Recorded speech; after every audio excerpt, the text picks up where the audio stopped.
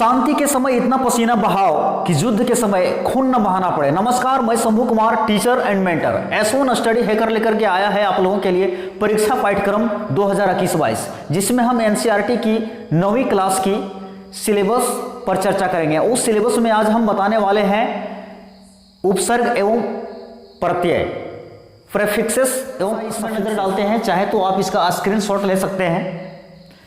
यहाँ पर आपको हिंदी में जो नवंबर दिसंबर में, हालांकि ये नवंबर चल रहा है, दिसंबर में परीक्षा होने वाली है, जिसमें आपको पढ़ना पड़ेगा प्रेमचंद की दो बैलों की कथा, राहुल संकृत्यायन द्वारा रचित लहासा की और जाबिर हुसैन सांवले सपनों की आद किसी वैज्ञानिक के ऊपर लिखा हुआ है, कोई खास नहीं है। इसको आप लोग रीडिंग डाल लीजिएगा, रिवाइज कर लीजिएगा। फिर कबीर की साखियां हैं।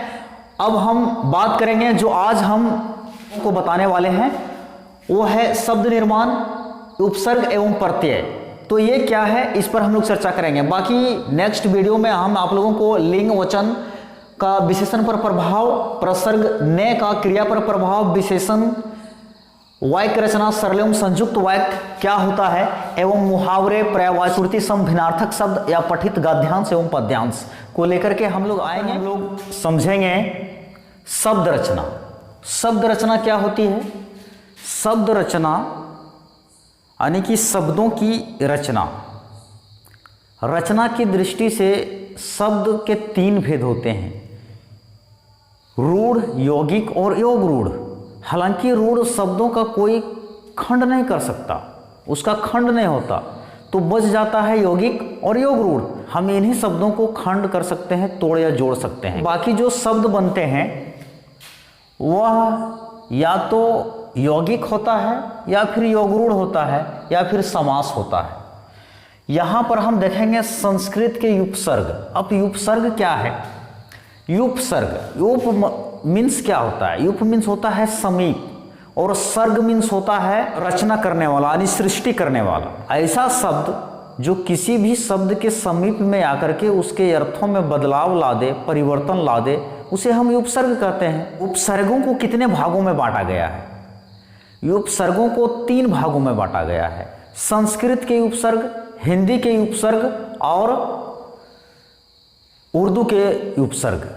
संस्कृत में 22 उपसर्ग होते हैं, हिंदी में 13 उपसर्ग होते हैं और उर्दू में 19 उपसर्ग होते हैं। अगर इन सभी उपसर्गों को आप कंठस्थ कर लें, याद कर लें, हालांकि आपको रटने की आवश्यकता ही नहीं पड़ेगी, आप शब्दों को बार बार रिवाइज में लेंगे, प्रैक्टिस में लेंगे, तो आपको स्वतः याद हो जाएगी।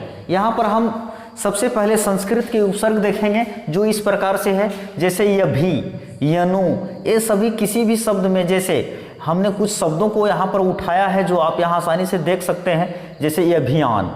देखिए यान में यभी जुड़ गया तो इसके यान मतलब कुछ अर्थ अलग निकल रहा था, लेकिन जैसे ही इसमें यभी पहले आ गया, किसी भी शब्द के पहले में अगर जुड़ जाए, शुरुआती उसके यादी में जुड़ जाए, यंत में नहीं, यादी में जुड़ जाए, शुरू में जुड़ जाए, तो वह उपसर्ग कहलाता है। जो पीछे जुड़ेगा उसे हम प्रत्यय कहेंगे। उसे क्या कहेंगे? प्रत्यय कहेंगे। जो पहले जुड़ेगा उसे हम उपसर्ग कहेंगे। इंग्लिश में इसे प्रेफिक्सेस एवं प्रत्यय को सफिक्सेस कहते हैं। यहाँ पर देखिए, जितने भी यहाँ पर आप उपसर्ग देख रहे हैं, ये संस्कृत के उपसर्ग हैं। टोटल इसकी संख्या 22 होती है। यभी, यनु, यति, यप, यव, या, अधि, ये अ से शुरू होने वाले हमने इसको अलग लिखा है।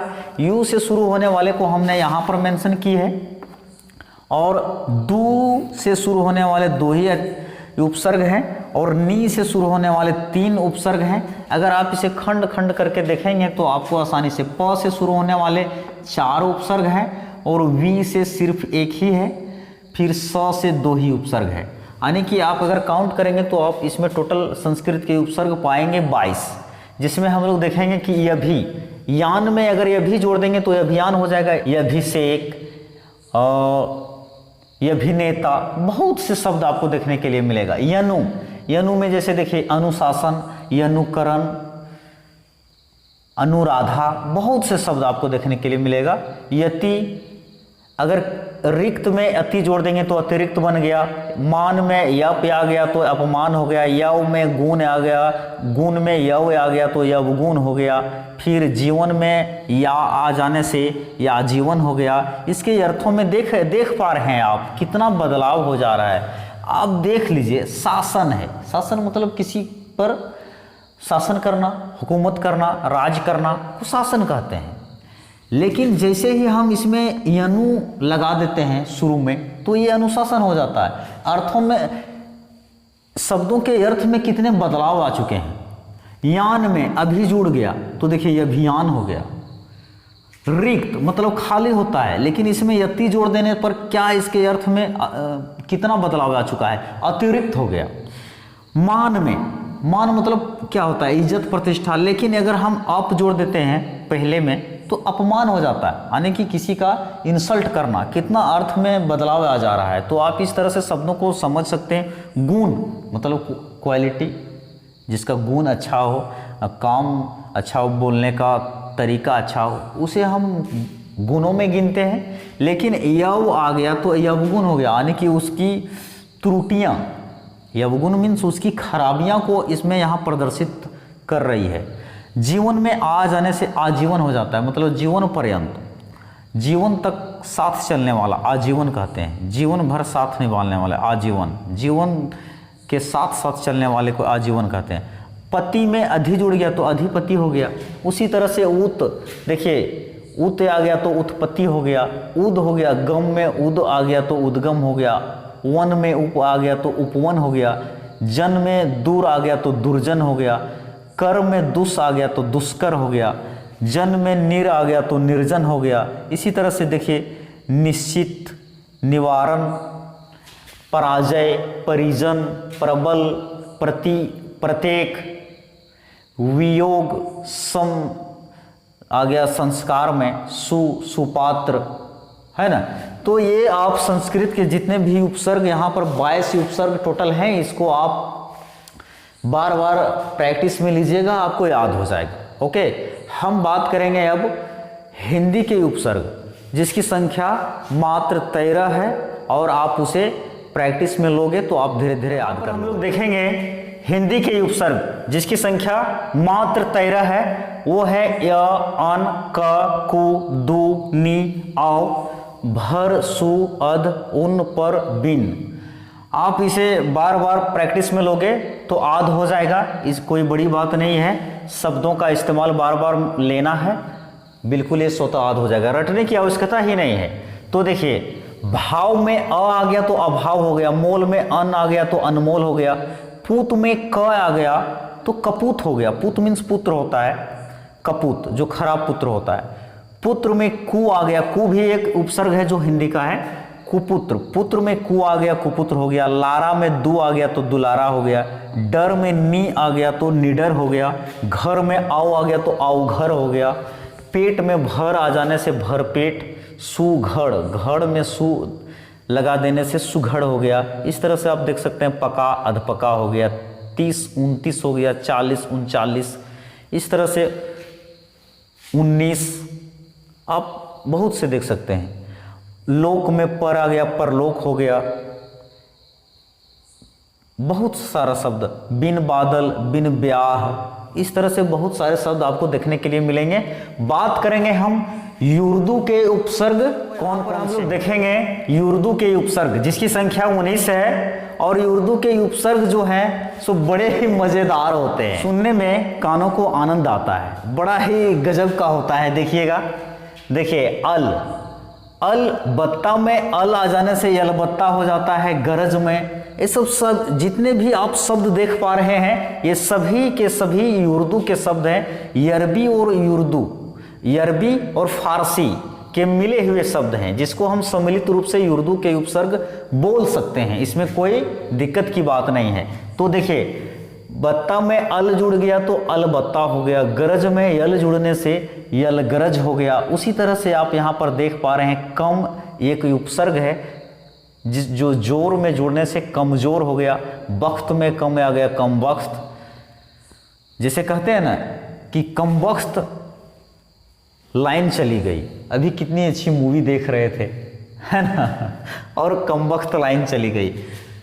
नसीब, खुश नसीब, कुछ बदनसीब भी होते हैं, कुछ खुश नसीब भी होते हैं, तो बद भी मिलेगा आपको। देखिए इधर बद भी एक उपसर्ग है, यहाँ खुश नसीब है, वहाँ बदनसीब है, आप लिख सकते हैं। हमने हालांकि मेंशन नहीं किया है, फिर भी आप लोग समझ जाएंगे। हमने यहाँ पर बहुत कम शब्दों को लिया है ताकि आप लोगों को हम यहाँ खूब अच्छी तरह से समझा सकें। अगर बहुत सारा जितने भी उपसर्ग से, इनके उपसर्ग से जितने भी शब्द बन सकते थे, अगर हम सबको ले लेते तो वीडियो बहुत लंबी हो जाती, जिसकी वजह से हमने कम शब्दों को यहाँ पर उठाया है। तो यहाँ पर देख लीजिए, देखिए हालांकि आपको समझने से मतलब है, अगर आप एक बार आपने चीज़ों को समझ लिया तो फिर आप कोई भी शब्द रहेगा तो उसे आप पहचान सकते हैं कि यह उर्दू का उपसर्ग है या हिंदी का उपसर्ग है। चलिए तो देखते हैं। कमज़ोर, जोर में कम आने से कमज़ोर हो गया, बख्त में कम आने से कम बख्त हो गया, नसीब में खुश आने से खुश नसीब हो गया, खबरी में खुश आने से खुश खबरी। उसी तरह से हाजिर में गैर, एक गैर हाजिर, गैर कानूनी। यसल में दर आ गया, दर भी एक उपसर्ग है, दर यसल, दर हकीकत। ना भी उपसर्ग है। पसंद में ना आ गया तो नापसंद हो गया, समझ ना समझ। हाल, फिलहाल, फिल भी एक क्या है, उपसर्ग है। नाम में ब आ गया, ब भी एक उपसर्ग है, बदनाम, बगैर, गैर बगैर। कायदा, बाकायदा, बत बाबत, अदब बाअदब।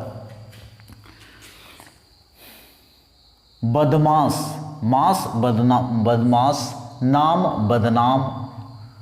बू, बदबू, बदबू खराब गंध को बदबू कहा जाता है। दास्त, बर्दाश्त। खास्त, बरखास्त। ईमान में बे आ जाने से बेईमान हो गया।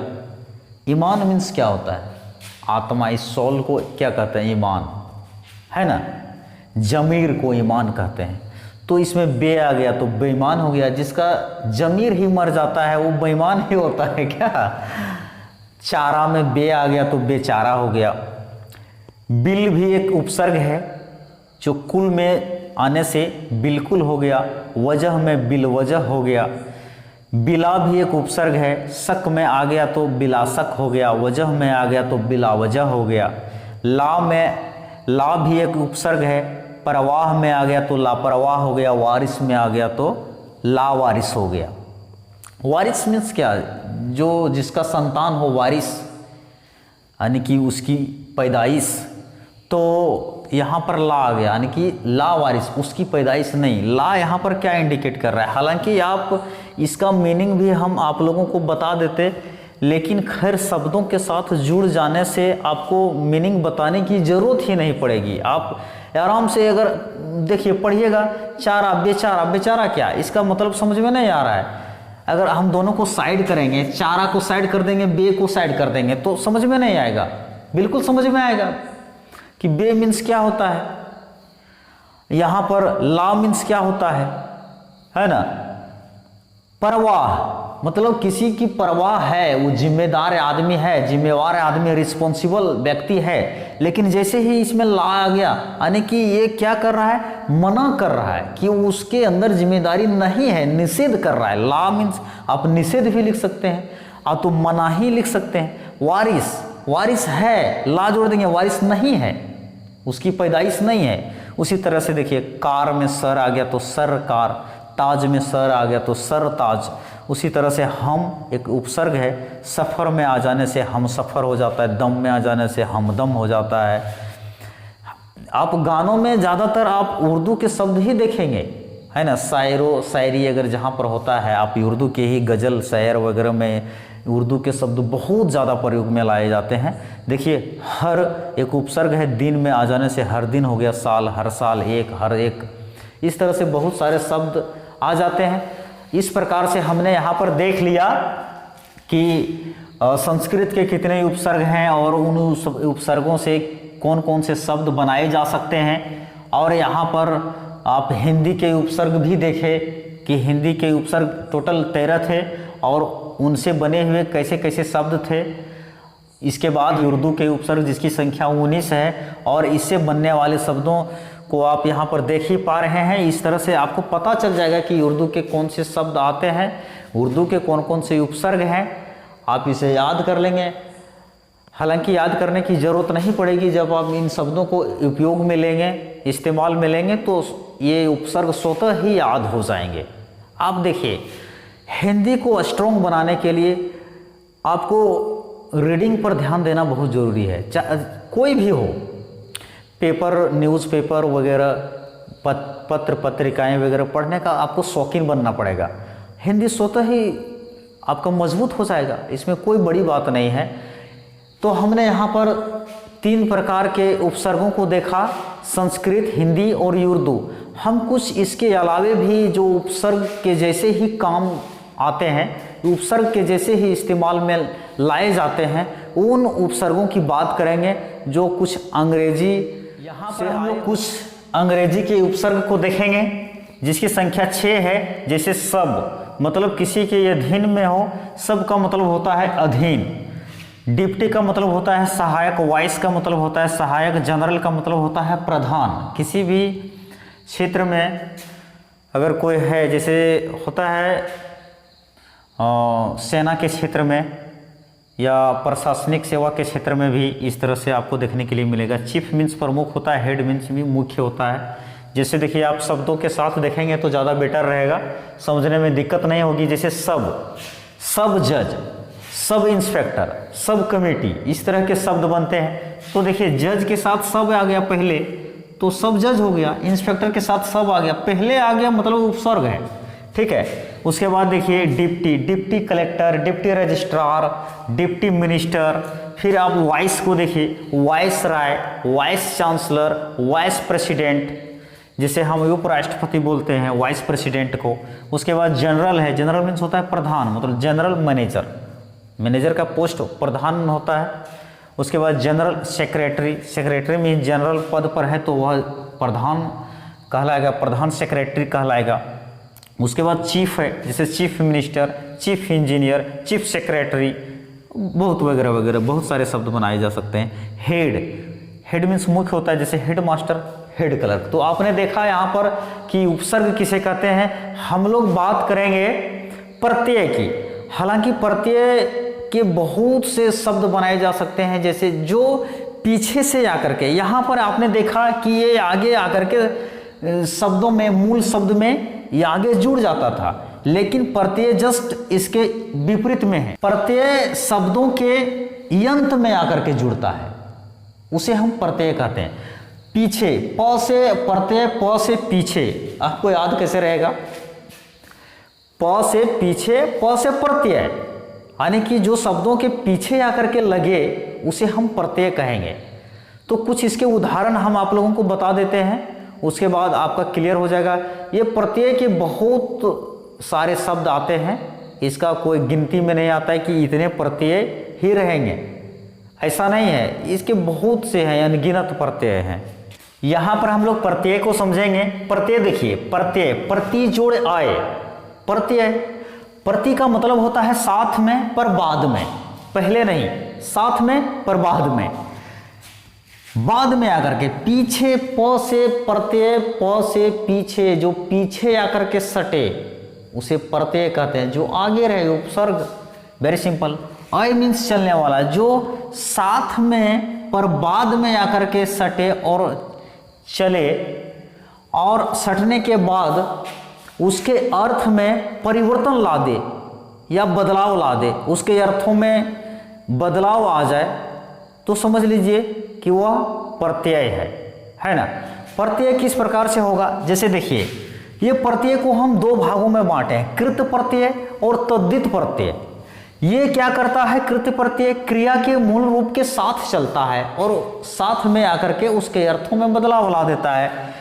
जैसे मान लीजिए, जैसे देखिए खे है, इसमें लास्ट में आकर के जुड़ जाएगा वैया, तो खे वैया। ग है, वैया जुड़ जाएगा, वैया प्रत्यय है। अय्या, अय्या एक प्रत्यय है, इसमें या हट है, ऐना है, ऐरा है, बहुत सा है, बहुत से प्रत्यय आपको देखने के लिए मिलेगा। जैसे याहट, घबराहट, चिड़चिड़ाहट, खुजलाहट, ये आहट क्या है? प्रत्यय है।